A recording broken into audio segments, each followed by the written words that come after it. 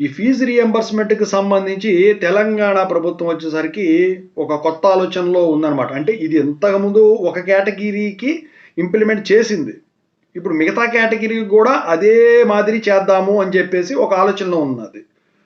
అది కూడా ఏంటంటే వీళ్ళు వచ్చేసరికి ఈ ఫీజుల దగ్గర స్టూడెంట్స్ని ఎట్లాగ ఇబ్బంది పెడుతున్నారు సర్టిఫికెట్ల కోసం అని చెప్పేసి.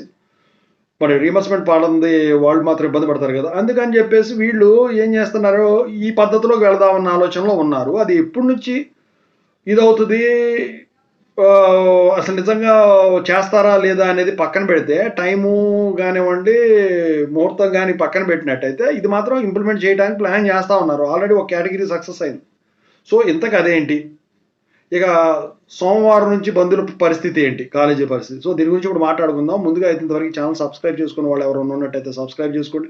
ఈ వీడియో లైక్ చేయండి, షేర్ చేయండి. మీకు ఏమైనా డౌట్స్ ఉన్నట్టయితే కాల్ మీ 4 ద్వారా కాల్ చేయండి. తెలుగు ఇంగ్లీష్ టెలిగ్రామ్ ఛానల్లో జాయిన్ అవ్వండి. ఈ వీడియోకి హైప్ ఉండే టాపిక్లో వెళితే ఏంటంటే, ఇప్పటికే ఎస్సీ వాళ్లకు ఏదైతే రీఎంబర్స్మెంట్ స్టూడెంట్స్ అకౌంట్లోకి వేస్తూ ఉన్నారో ప్రభుత్వం వాళ్ళు రీఎంబర్స్మెంట్ అనేది, ఇక ఎస్టీ వాళ్ళకి కానివ్వండి, బీసీ వాళ్ళకి కానివ్వండి, ఈబీసీ వాళ్ళకి కూడా ఇక స్టూడెంట్స్ అకౌంట్లోకి మనీ వేద్దాం, రీఎంబర్స్మెంట్ మనీ అని చెప్పేసి వీళ్ళు డిసైడ్ అయిపోయారు. ఇంతకుముందు కాలేజీ అకౌంట్లో పడే, ఇప్పుడు స్టూడెంట్స్ అకౌంట్. ఇది ఇంతకుముందు ఆంధ్రాలో ఇంతకుముందు ప్రభుత్వం వాళ్ళు ఇంప్లిమెంట్ చేశారు అది.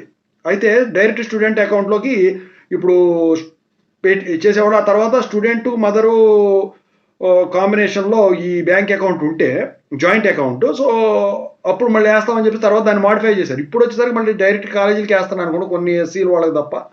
ఇక్కడ కూడా అదే ఇంప్లిమెంట్ చేద్దాం, పూర్తిగా స్టూడెంట్ అకౌంట్లోకి వేద్దామన్న ఆలోచనలో అయితే వీళ్ళు ఉన్నారనమాట. సంవత్సరానికి ఇంత అని చెప్పేసి ఓ ప్లానింగ్ షెడ్యూల్ అయితే చేసుకున్నట్టయితే తెలుస్తూ ఉన్నది. మరి ఇప్పుడు పాత బకాయిలు 10,000 కోట్ల దాకా ఉండాలి, 900 కోట్ల బకాయిలు రావాలి ఇంకా ఇస్తానన్న దాంట్లో.